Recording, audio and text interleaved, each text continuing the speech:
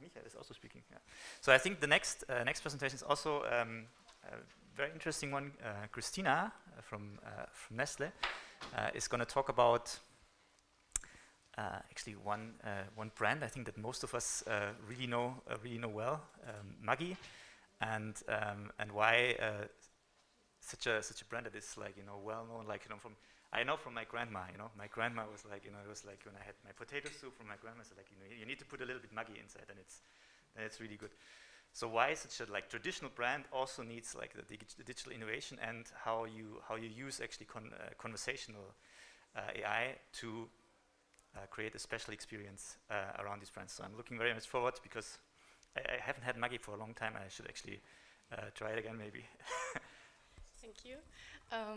Good evening, everybody. My name is Kristina. I'm working as a digital innovation manager for Maggi. And Christoph just pointed out why it is so interesting to look a little bit closer at the brand Maggi, because for many young people, very traditional attributes pop in their mind. And I like to change that today. So,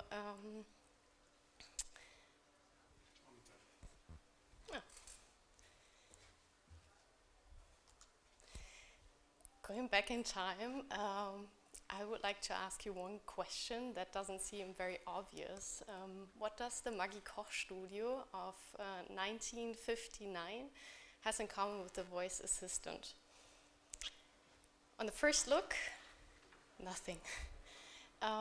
But if you look a little bit closer, you understand that both pioneer consumer experiences, as they simplify daily routines, the daily life, and also surprise in an entertaining and unique way.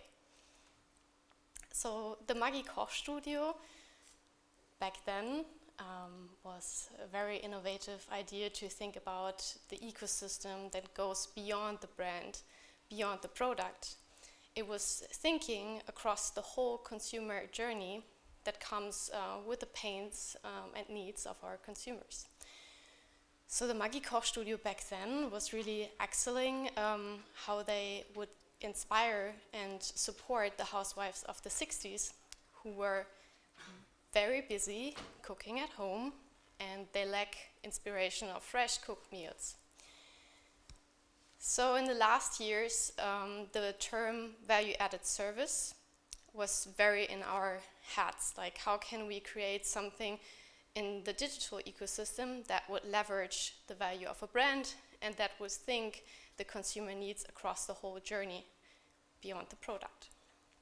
So this is where both innovation have something very important in common.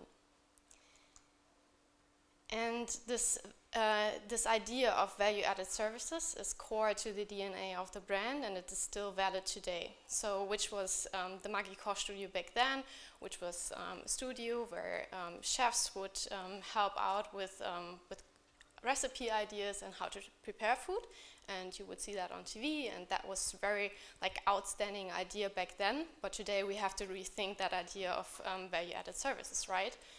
So we have ecosystem across all relevant touch points that you can find in the digital ecosystem, which starts with Pinterest and Instagram, where you find inspirational recipes idea, but goes all the way through conversational interfaces such as WhatsApp, where we have launched our chatbot last year, and also on Facebook Messenger in 2017.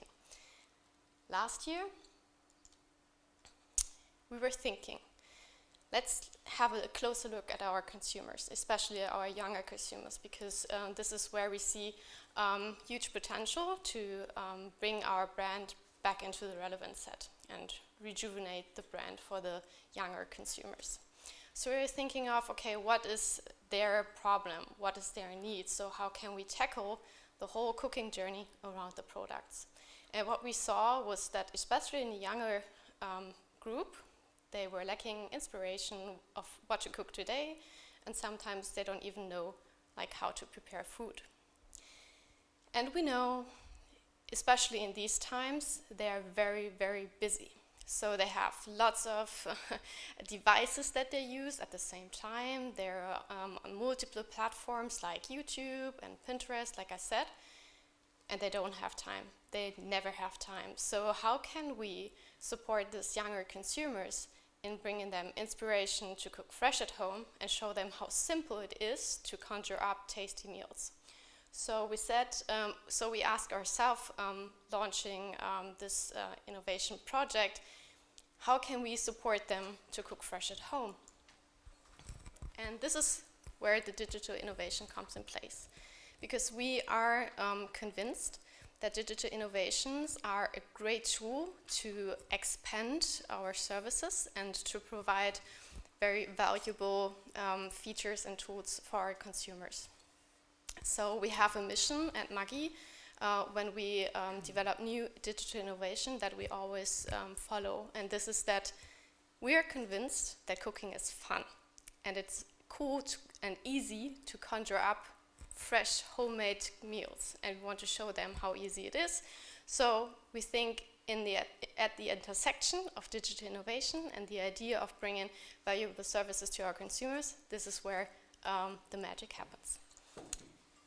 So we sat down and asked ourselves, okay, where we go now? And like I said, we already have a chatbot which is running very successful, but we said there's voice technology and it's on a rise, and we see there are lots of brands that are already using Google Assistant or Alexa to provide really cool voice apps.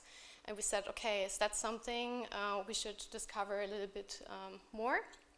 We said yes, but if we do so, we want to make sure it is engaging. So we wanted to make sure that we provide a voice app that is very interactive and where we can really communicate on a one-on-one dialogue with our consumers for a longer period, because we think this kind of digital innovation is something that you would place in a lower funnel of the consumer journey. So it takes time for the consumer to really interact with the voice app. So on the other side, you want to make sure that the minutes they spend on the new touch point will be significantly higher than on inspirational touch points, for example. And whenever we invent something new at Maggi, we make sure it is valuable.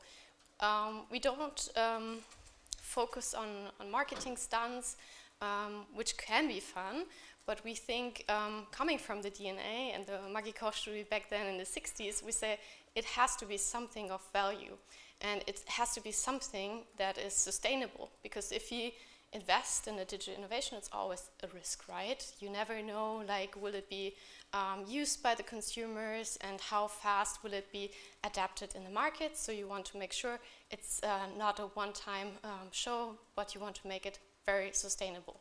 And this is why we say, okay, we have to think about something that is lasting. And last but not least, when it comes to voice technology, we're not the first to the party, but we want to pop up. That's why we said, okay, let's do a voice app, let's do it on Google Assistant, but let's create something anyone else has done before. So we wanted to do something to rethink the way we use and interact with voice applications. So this is the journey we've been through, and which was really cool, and probably none of you expect this, but Maggi is a very agile and a fun working team. So we have very quick projects when it comes to innovation, and here you see a cycle of 6 months. Who would expect that in a company like Nestlé, where like you have lots of people that you would usually align with, but I'm happy I'm sitting in a speedboat, and I'm happy I had an agency that was able to speed up with me, which is Nuke on this side. So when you think about a brand, your brand or your product, and you think about the voice experience that you like to provide, there's one point where we all start, right? We go into an ideation, we think about the opportunities that we could, where we could leverage the services, and this is what we did. It all started with a cross-functional strategy and ideation workshop. And my first learning here was it is very necessary to gather all the people that will be involved in this project, like the developer, as well as the brand managers, as well as the digital managers on the side of the implementation. So back then, we were on this intersection where we said, okay, do we want to have a very innovative brand experience, or do we want to go with simplification? Because that's like one of the most common use cases you see across Alexa and Google. They simplify a certain routine. So that's why we said, okay, which route do we like to take? And when you think about Maggi and the ecosystem, the first thing you think about might be recipe search, because that's something, the use case that we've seen across all the conventions, and you would think of first when you think about a cooking brand. So asking Alexa, what should I cook today? Or Google, I look for a recipe with zucchini, would be like the first thing that comes in mind when you think about an application like that. But as you all are experts on conversational interfaces and the data that is needed to provide valuable answers, we figured out that might not be the best use case.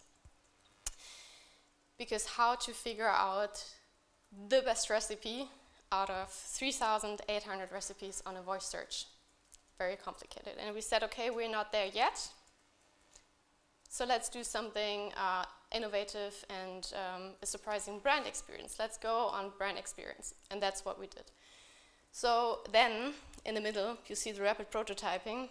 That was the first day of quarantine, like the lockdown back in March last year. And we said, oh my God, how should we do rapid prototyping online? Now it's like the most common thing to do, and we are familiar with creative tools, but this was very, very interesting. But it worked out pretty well. And it went like that for the whole project. So pioneering, thinking about methods in a new way was what we did along the road. And we wanted, like I said, we wanted to do something surprising and innovative. So we said, okay, what's the latest feature Google published? And it was original voices. And we said, okay, how can we use original voices and create something new? And then we were thinking about the podcast trend. So we're all obsessed with audio content. And we said, hey, that might be something which is of interest if we merge that. If we merge original voices, the feature that Google just published, with the idea of podcasts and audio content. And we said, okay, let's do it. But we need someone who's hosting our voice application. So that was the third ingredient to the recipe for our voice application, and this is Mori. Mori is a food blogger, and we said this is a cool idea. What if a food influencer will be hosting our voice app? And our voice app will be an interactive podcast, an interactive cooking show. So we merged a couple of trends here to create something very unique and surprising, I would say. So like I said, everything was a little bit different than you would expect. So instead of producing in a very nice audio production agency, we developed our voice application in an office kitchen and in their Besenkammer. But like I said, you always have to come up with new ways of working, especially during these times. So together with Mori, we created the first interactive cooking show on the Google Assistant. And if you'd like to try it out, it's Rede mit Maggi Kochstudio. We launched the Google Action with the campaign, which was running across the RMS audio inventory, where we could target the Google speaker users directly. And we would also run a YouTube campaign to raise awareness. So that was actually pretty necessary, since the Google Assistant environment is not an organic growing market. So yes, here's a summary of what the Google Action, the Action on Google for Maggi Kochstudio is. It is an interactive cooking show. and we said we wanted to provide delicious recipe, and we want to walk our users through the recipes, but we want to do it in a fun and entertaining way, because our consumers really need a little bit guidance and support here and there, and we wanted to do it a little more fun, because cooking is fun. And yeah, this is one example for the recipes. So we picked out very modern and recipes that might seem complicated on the first look, but actually it's super easy. So this is where we want to say, you don't need much experience, you don't need much cooking skills, you just need 2 to 3 ingredients and you can conjure up great dishes. And this is where we picked something like quinoa crepe is fun and which we're not.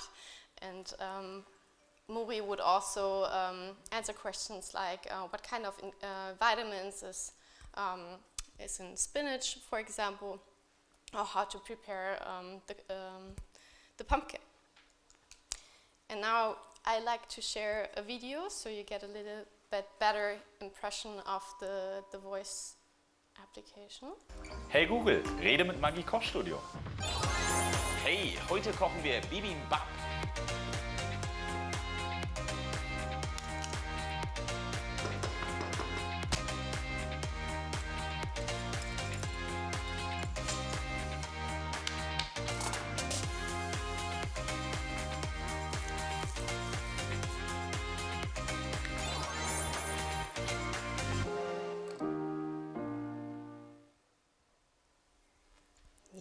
And I hope this video really transferred the idea of the interactive cooking, that we want to bring this cooking experiences to your kitchen and to create something in the cooking journey that you haven't done before.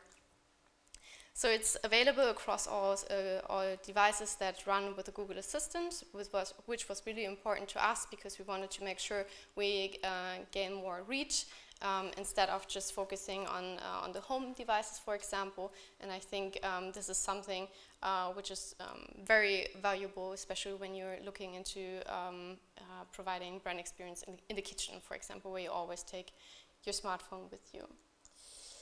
Okay, so what was the result? What was the resonance of the consumers? So,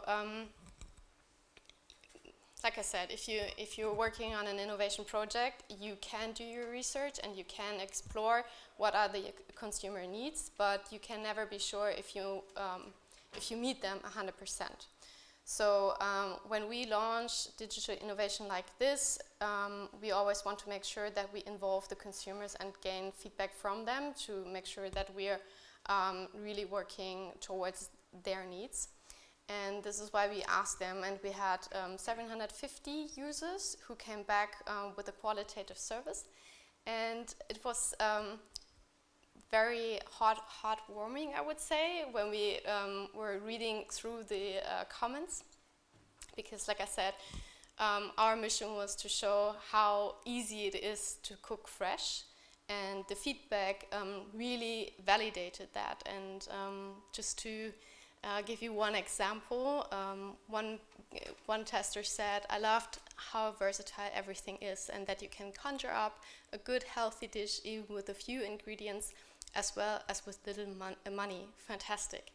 We didn't ask especially for these attributes, but that they came back as we would target them was a very satisfying moment for us. And also, I think everything well and understandably explained, also highly recommended for those who are not good at cooking. And I think this is a great example how we can use digital innovation or digital touch points, such as a voice assistant, to provide really value to our consumers. And I think this is something where we, like in this group, maybe a niche at this moment, but we have to make this transparent to people that are not believing in this kind of technology, that there is the power to change the perception and to provide something to our consumers that is of value. And I think this is really the best outlook for future developments in the market. And I'd like to close with this surprising feedback, because we never thought about the Corona context when we developed this application. We really wanted to have a positive and innovative brand experience, but that it would become so emotional to them. That was very surprising. And when I was reading through the feedback, I was overwhelmed by how much impact a stunt, because we didn't know what we're doing, but a stunt like that would really have an impact on the emotional effect, like the emotional perception of a brand. And during that time, we had the problems of social distancing, and everyone was a little bit by themselves at home. So seeing that with this voice experience, the interactive cooking show, we could really bring these people together. And with the feature of the original voices, we were able to humanize it. So the people that were using that voice application really had the feeling they wouldn't cook by themselves. They wouldn't feel lonely anymore. And a few quotes here. Social distancing cooking in pandemic times is a piece of quality of life from back in the day before the corona pandemic. I did not have to cook alone, loved the feeling of cooking with someone. So this is, like, I get goosebumps by that, because that was a time where we all were isolated, and if you can create something like that, and if you could trigger such emotion with a brand using voice technology, I think this is amazing. So this is, and I think this is what we always have to think of when we think about digital innovation.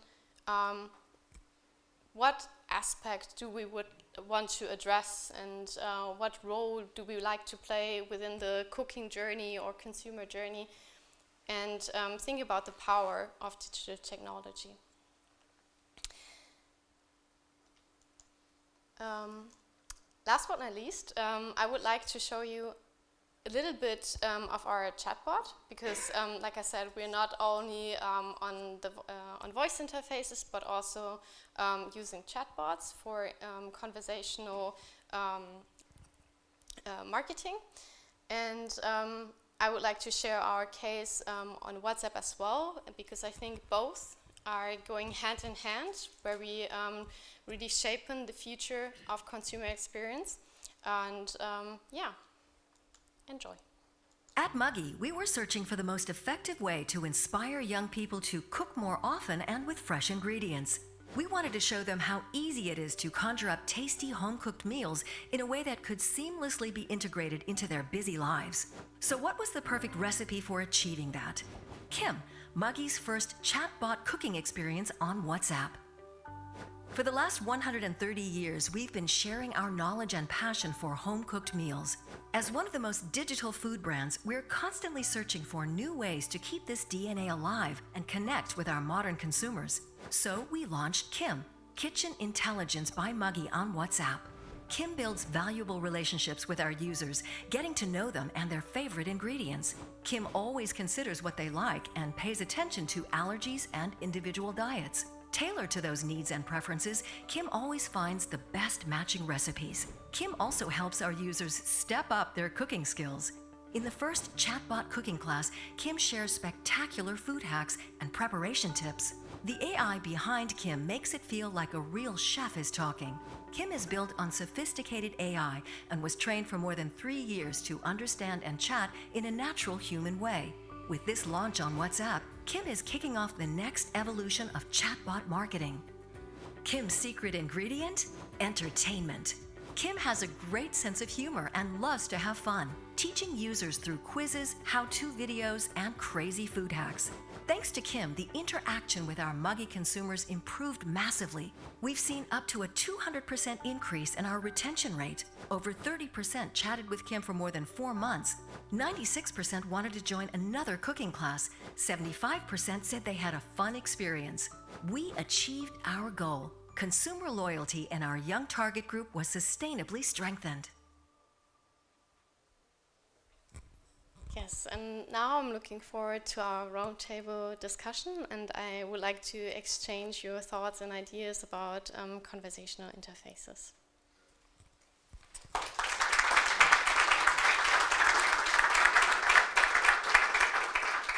Thank you, Kristina. I think since you also made very good time, we still have time before we go into the roundtables in the whole group for a few questions.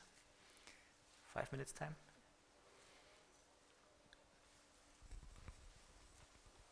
It's me again, yeah, so I'm asking questions. Thank you for the presentation. I have a question with regards to the project and the initial kickoff. I'm sure that you had to present some KPIs with regards to the project, what you want to achieve, which is pretty hard sometimes if it's more awareness and consumer loyalty. And we saw some numbers in the end. Can you maybe tell something about the KPIs initially? Yes, of course. I think this is a very good question because especially when we talk to people that are in the marketing environment, they're very KPI driven, right? And this is where what I meant by speedboat. When you decide you want to have innovative projects like that in your marketing mix, you need to take into consideration that it works a little bit differently. And first, I think the most important point here is these aren't reach channels. So don't ask me for unique users, don't ask me for traffic, ask me about KPIs that take place in the lower funnel. And especially on the conversational interface side and the positioning that we've chosen, we're thinking about loyalty. We want to bond with our consumers. So when we initiated that project, we made clear that this is not a reach channel and that we're not talking about users, and that we want to look about the conversation length, for example, or the number of messages per user, so we know that there is value in the service. And this is where we agreed on. And this is where we track how successful the project is. Okay, got it. So was it still backed up by marketing, or who was like your backup in? Was it C-level? Because sometimes you need like this room for your experimentation. And this is something which is lacking in Germany, especially, I think. You have only this KPI-driven approaches to kick off a project, and then you're measured against these KPIs, and the time frames are pretty short. Yeah, absolutely. And I think this is where, especially, which is my responsibility in the role as a digital innovation manager, to raise awareness for the need of this kind of projects. Like, the chatbot Kim that you've seen in the video at the end, this was the result of a digital challenge in 2017. So that was like a project that was targeted at trying something out, test and learn, and it gets more interesting when you think about why would we keep it? Why would we wait until the technology has reached a certain scale? And I think if you want to be a brand that is future-proof and understands how consumer experiences leverage your physical product, then you understand the value of this kind of projects. And I think sometimes it's a lot of stakeholder management, but I'm lucky that I work in this speedboat, which gets a lot of freedom because they have the mindset of how important it is to try things out. And I think, especially when it comes to consumer CRM programs, which goes beyond newsletter marketing. Like, okay, how can we bond with our consumers? How can we learn what they like, what they don't like, especially with the loss of cookies, where we cannot track anymore which sites they were looking at. We need explicit data, and chatbots or voice assistant really help us to understand, like, what are their preferences, what are they looking for, which service do they need. And I think if we highlight this, and use these kind of platforms more as a tool to bond with them and understand them, especially in terms of data-driven marketing. This is where it gets reasonable. Perfect. Maybe one last quick question. I was very interested in the in the last part, in the kitchen cooking environment, right? It's often like seems more natural to interact with voice because your hands are often occupied. So how did you find out that your users might still be quite interested also in operating with a chat? So the chatbot serves a different need. It goes on a different need state, and this is more in the upper funnel where we say, okay, how can we personalize the recipe search? So this is outside of the kitchen, but everything that takes place inside the kitchen, I think voice is the best way to communicate with our services. Thank you very much, Kristina.